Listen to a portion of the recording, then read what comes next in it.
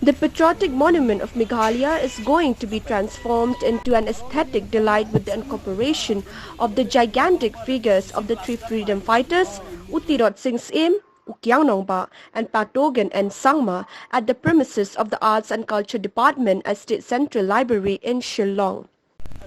Meghalaya Arts and Culture Minister Sanbor Shulai, in the presence of Friedrich R. Kharkongor, Commissioner and Secretary Arts and Culture, and Srimati W.M. Booth, Director of Arts and Culture Government of Meghalaya, including Raphael Warjri, Chief Creative Director of Riti Academy of Visual Arts, inspected the monument.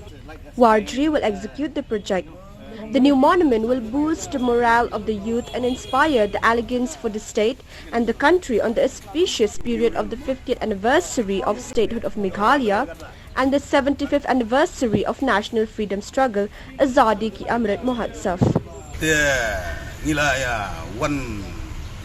Kalawan kata kajing mood ni, ba ladon katu kan lagi berbensian, lagi kamtam young generation, samla jungi, ba kiwi life size statue ang ti ladon jong Subhash Chandra Bose, jong Indira Gandhi.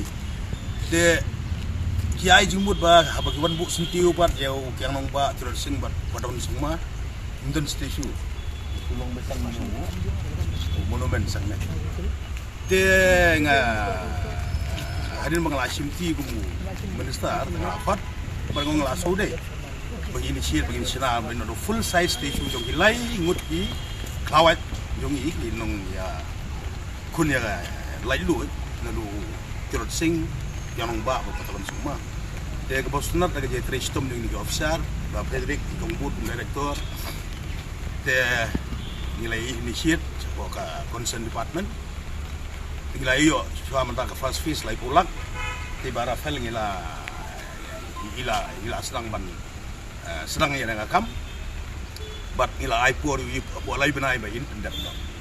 Dia kenang baga dengan pensuk nomor ba hidden ru nagiseng bahalang gibabun gibajuan ni kendu yang te hap nurunun kipual ka sigi khan sigi yap jong di klawat ki hap riang dolan ban bu sentir kay gabangi experience na kala last year for bangi ya bu sentir ya babu susotham ka sigi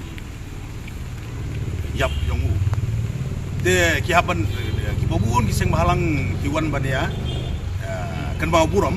Dia kemudian take lots of time nomor ba dontang way. Dia kemudian ingin laya perkat ru badi ba Patriotic ingin saya discuss what jong babu susu hamru. Siapa yang perlu ingin saya initiate ban bu nolor ingin lay lately ang teru bagin bu kenang ba dadun atli kan kampung suk iseng bahalang antur gila ban bu stay yang gila ban bu. Dia kan long ingin ban sa jeng mau bahkan long ke center kamtam mo Shillong ba life size statue yang di kelawat yang gimdon terbentah mentakan urulong no kadang ke first phase kadang ke lai pulak dengan ke second phase kadang don try salai pulak kap and you just to make more or less tapi ya boh